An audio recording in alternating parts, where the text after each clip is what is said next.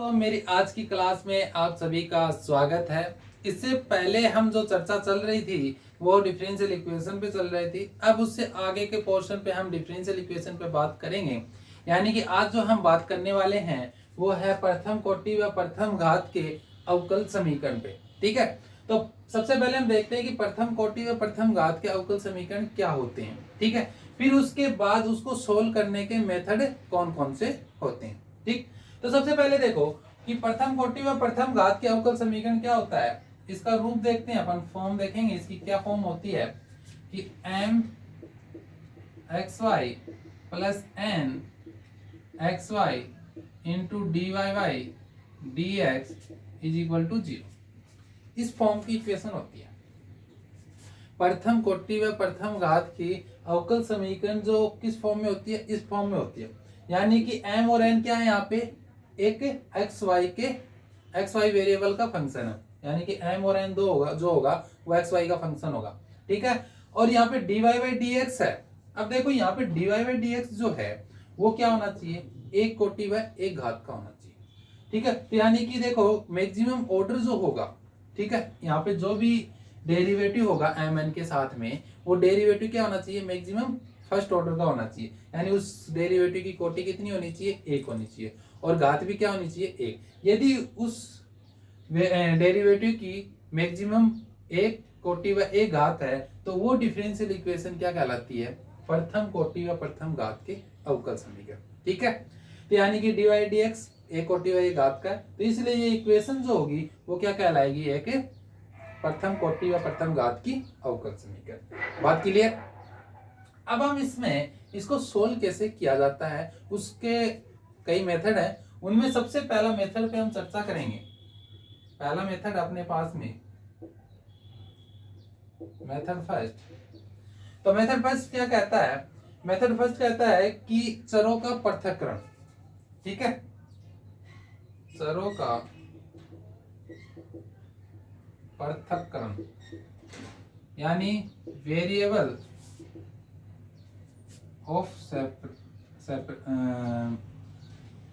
Variable separate. ठीक है, variable separation या वेरिएबल सेपरेट। ठीक है, तो चरों का पृथक्करण करना यानी कि अपने पास में कोई एक ऐसी इक्वेशन, डिफरेंशियल इक्वेशन दी गई होगी जो प्रथम कोटि व प्रथम घात की होगी, और उसको हम देखेंगे सोल्व करने के लिए कि देखेंगे कि क्या उसके वेरिएबल्स हैं। वेरिएबल्स क्या होंगे, दो वेरिएबल्स होंगे एक्स और वाई। क्या एक्स और वाई वेरिएबल्स को हम सेपरेट कर पा रहे हैं क्या, अलग अलग, कि वाई के पद को सभी को एक साथ और एक्स के पद को सभी को एक साथ रख पा रहे हैं कि नहीं है। यदि उनको एक साथ रख पा रहे हैं, यदि वाई के अलग कर रहे हैं और एक्स के एक साथ अलग रख पा रहे हैं, तो हम उसको इस मेथड से सोल्व करेंगे। देखते हैं क्या मेथड है कि आपको दिया गया होगा f1x plus f2y into D y y d x is equal to 0। इस रूप में होगा।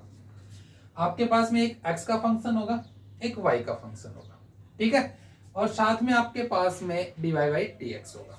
ठीक, तो अब आपको क्या करना होगा कि x के जितने भी पद हैं उनको एक साइड और y जो है वो उनको एक साइड रखना है। तो यानी कि देखो x के ये सारे हैं और ये y के सारे पद हैं, तो यानी कि dy बाई डी एक्स है, तो इनमें से dy को y की साइड रखेंगे और dx को x की साइड लेके जाएंगे। तो dx को x की साइड लेके जाएंगे तो यानी कि f1x इंटू क्या आ जाएगा dx plus f2y into dy is equal to 0। तो सबसे पहले आपको क्या करना है कि जब भी आप कोई फर्स्ट ऑर्डर और फर्स्ट डिग्री की इक्वेशन दे रखी है तो आपको चेक करना है क्या वेरिएबल सेपरेट हो पा रहे हैं। यदि वेरिएबल सेपरेट हो पा रहे हैं कि x के साइड और y के साइड, यदि वेरिएबल सेपरेट हो पा रहे हैं तो अपन इस मेथड का यूज करेंगे। वेरिएबल को सबसे पहले क्या करेंगे, सेपरेट करने के बाद हम उसका क्या करेंगे, इंटीग्रेशन करेंगे। क्या करेंगे, इंटीग्रेशन। जब इंटीग्रेशन करोगे तो उन बोथ साइड इंटीग्रेशन करने पर आपके पास में क्या आएगा, इंटीग्रेशन करो कि f1x ये x का फंक्शन है, यानी x के फंक्शन का यदि हम करेंगे तो अपने पास में x का ही एक फंक्शन प्राप्त होगा इंटीग्रेशन करने पर। ये y का फंक्शन है तो इसका अपन y के फंक्शन का इंटीग्रेशन करेंगे तो एक y का फंक्शन ही अपने पास में प्राप्त होगा। और इक्वल टू में जब भी इंटीग्रेशन करते हैं तो अपने पास में क्या आता है, समाकलन अचर आता है। ठीक है, तो यहाँ पे अपने पास में ये सॉल्यूशन प्राप्त होगा, जो डिफरेंशियल इक्वेशन होगी उसका क्या होगा, ये सॉल्यूशन प्राप्त होगा। जहां हम लिख देंगे, ये लिखना है आपको, जहां सी एक क्या है, समाकलन अचर है।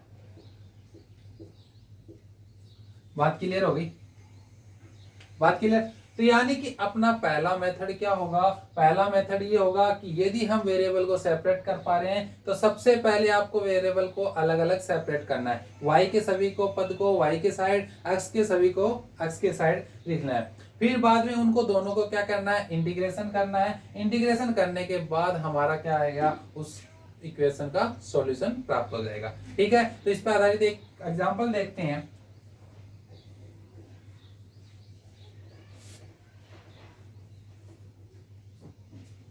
देखो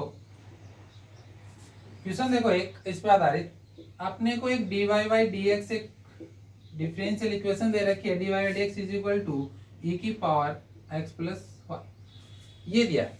अब सबसे पहले आपको देखना है कि ये डिफरेंशियल इक्वेशन फर्स्ट ऑर्डर और फर्स्ट डिग्री की है क्या।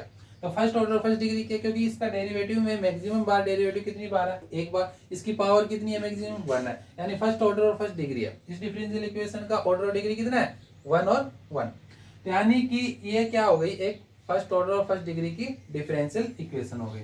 अब फर्स्ट ऑर्डर और फर्स्ट डिग्री की डिफरेंशियल इक्वेशन है, अब इसका सॉल्यूशन करना, अपने को सॉल्यूशन करना है। तो अपने पास में सबसे पहला मेथड क्या, वेरिएबल सेपरेट का। तो वेरिएबल सेपरेट करने का है, तो यानी कि इसमें क्या वेरिएबल सेपरेट हो पा रहे हैं। तो आप कहोगे सर इसमें तो e की power x plus why they रखा है, तो ये कैसे सेपरेट होगा।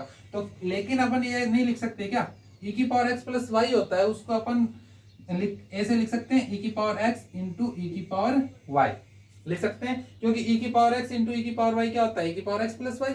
ठीक है, तो यानी कि अब अपने पास में देखो x का अलग हो गया और y का अलग हो गया, तो अब इनको अलग अलग अपन सेपरेट कर सकते हैं, अलग अलग सेपरेट कर सकते हैं। तो यानी अलग अलग सेपरेट करेंगे तो dy है, अब इस dy को y का फंक्शन इसके साथ लेके आएंगे, तो यानी कि क्या आ जाएगा, dy अपॉन में e की पावर y, और ये dx है उसको x के साइड ले जाएंगे, यानी e की पावर x इंटू dx। अब मैं इसको ये लिख सकता हूँ, e की पावर y है तो ये ऊपर जाएगा, तो e की power minus Y into D Y is equal to E की power x into D X, ये लिख सकता हूँ। ये लिखने के बाद अब अपने को क्या करना था, वेरिएबल सेपरेट हो गए, x के साइड आ गए, y के साइड आ गए। अब अपन क्या करेंगे कि इन दोनों का बोथ साइड समाकलन करने पर, तो यानी दोनों साइड इंटीग्रेशन करेंगे, तो दोनों साइड इंटीग्रेशन करने पर अपने पास में क्या प्राप्त होगा कि e की पावर माइनस वाई का इंटीग्रेशन क्या होता है, माइनस ई की पावर माइनस वाई। ठीक है, इज इक्वल टू में e की पावर x का इंटीग्रेशन क्या होता है, e की पावर x, और यहाँ पे अपन क्या लिख सकते हैं, प्लस सी। ठीक है, अब चाहे तो यहाँ पे सॉल्यूशन माना जाएगा, ये सॉल्यूशन आ गया। चाहे इसको सेपरेट मतलब अच्छे तरीके से लिखोगे तो किस प्रकार लिख सकते हो, e की पावर x प्लस e की power y plus c is equal to 0, ये लिख दो। ठीक है, तो ये आपके पास में क्या आ गया, सॉल्यूशन आ गया। तो यानी जहां c लिखोगे आपको लिखना है कि जहां c एक क्या है, समाकलन अचर है, अचर है या फिर अचरांक है, लिख सकते हैं। तो ये चीज आपको लिखनी है। जब भी आपके फंक्शन में मतलब कि जब भी क्वेश्चन में कोई भी नई चीज आप लेते हो, नई चीज आती है, तो उसके बारे में आपको लिखना होता है कि ये वेरिएबल a है, b है, c है, जो भी है, जो भी नया चीज लेते हो उसको वो चीज क्या है, तो ये चीज आपको उस क्वेश्चन में लिखना चाहिए। ठीक है, तो ये आपका क्या आ गया, चरों का पृथक्करण के हिसाब से पहला मेथड। ठीक है, तो आज अपन ने जो पढ़ा तो वो क्या पढ़ा कि प्रथम कोटि व प्रथम घात के अवकल समीकरण क्या होते हैं, और उनका सॉल्यूशन करने का मेथड, पहला मेथड था चरों का पृथक्करण करना। तो उस मेथड पे आधारित जो एक एग्जाम्पल था वो देखा, और एक अपन उससे चरों का पृथक्करण को समझा। इससे आगे की क्लास में इस पे आधारित जो एक्सरसाइज है उसको हम करेंगे। और यदि आपको कोई भी प्रॉब्लम होती है क्वेश्चंस में या फिर कोई टॉपिक समझने में, तो मुझे कमेंट बॉक्स में ज़रूर लिख के बताना, जिससे कि मैं आपके उस प्रॉब्लम्स को सोल्व कर सकूं।